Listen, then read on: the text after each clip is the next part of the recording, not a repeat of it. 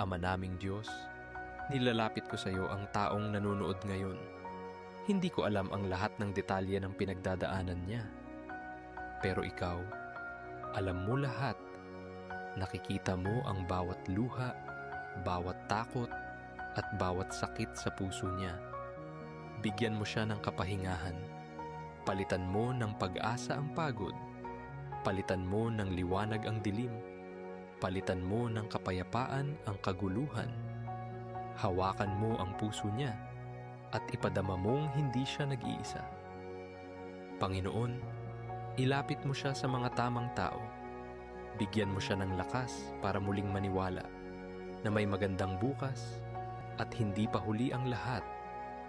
Sa pangalan ni Jesus, Amen.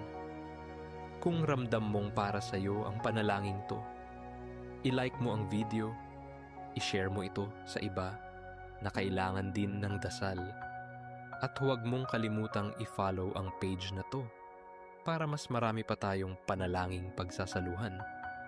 Tandaan mo, hindi aksidente. Plano to ng Diyos para paalalahanan kang mahal ka niya